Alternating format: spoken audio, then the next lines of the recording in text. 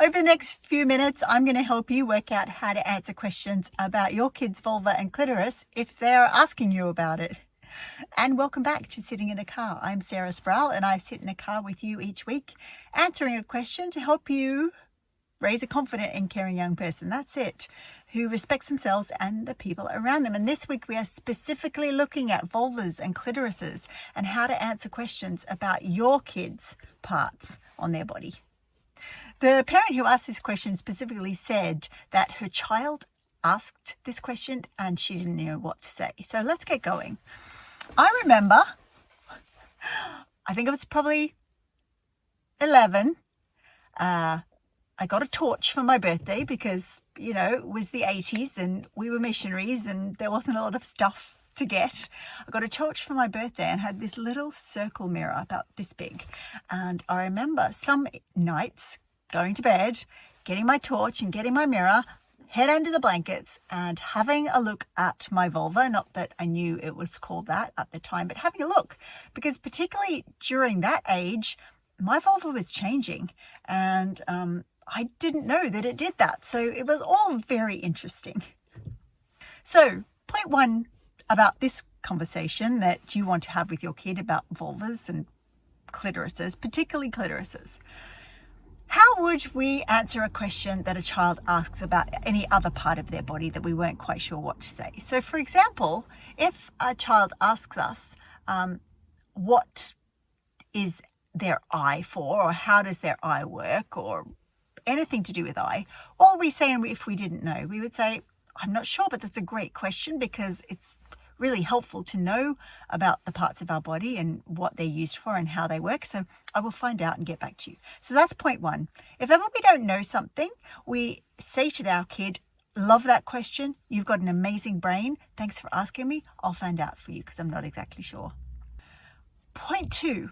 Books are going to be your best friend, not just for your kid, but actually also for you too. A lot of us were raised without a lot of information about our genitals. And so you could find a book, something like this, The Vagina Bible by Jen Gunter, or The Vagina Book by Dr. Jen Conti, which is also a collaboration with Thinks, The Amazing Period Undies. You could also get a book more suited to your child's age that has a picture of a vulva. Now, this is a cartoon picture, so close your eyes if you're watching the video and you don't want to see a cartoon picture of a vulva. So this book here is designed for kids around the age of 7. So that would be a good age for the questioner's child, right? So there is a picture of the outside parts of a vulva in this book. This is It's So Amazing by Roby Harris. And there are lots of good things about the Roby Harris books. And I always recommend that we have more than one book.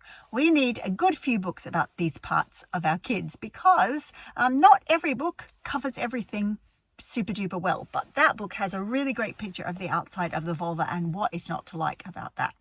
The other thing to say about books is if we have books, even adult books like these ones on our shelf, it gives a subtle secret message to our kids that we talk about vaginas. Imagine if you had these two on your bookshelf. How awesome that would be if it's a bookshelf that your children go up to find their books as well. So have a think about, how do you store the books in your house? Where is the indications that you are interested and collect information about the body? And have a think about how you could change that to make it easier for your kid to ask you questions and easier for you to find the answers to them. And point number 3, this week in the program that I run, this amazing program for parents, if I do say so myself, the parents in there have been working for 8 weeks on learning how to have really complex and super conversations with their kids, but in a way that keeps them connected to their children, and their children keep coming back and asking more and more questions. We were talking about the clitoris, and one of the parents told me that her boys call the clitoris the glitteris. Like glitteris as in like glitter and trolls and fun and fairies. And I just thought, oh my goodness, we all need to be calling the clitoris glitteris just for a short period of time, because doesn't it actually describe what the clitoris is? Full of fun and joy. So to actually answer what the clitoris is or what it does, we can take inspiration from this idea of glitteris, that the clitoris is designed to feel good.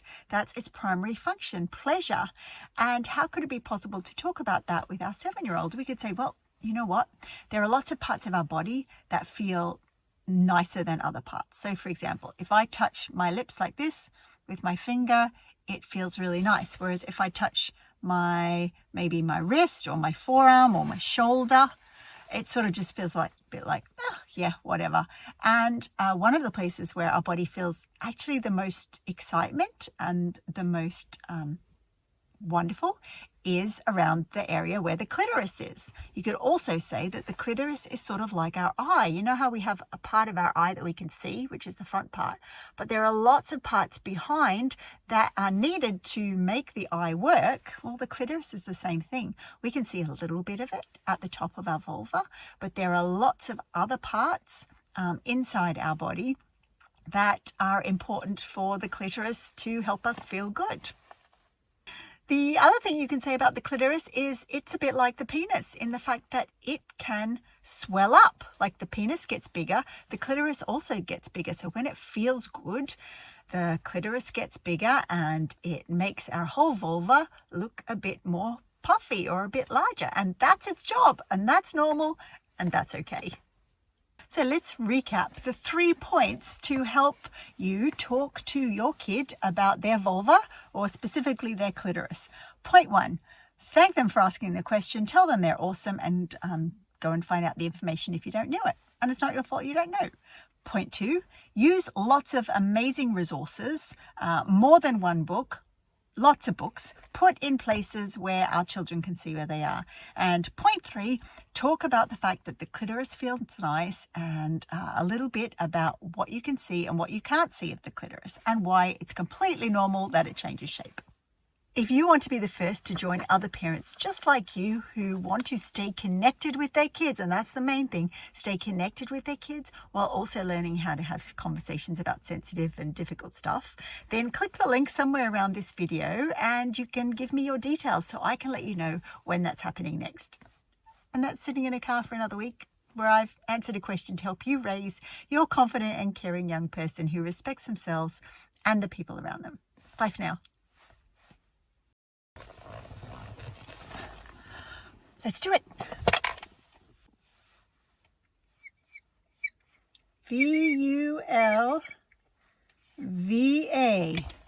Vulva. Woohoo! How do you spell clitoris? Clitoris. Clitoris. Clitoris.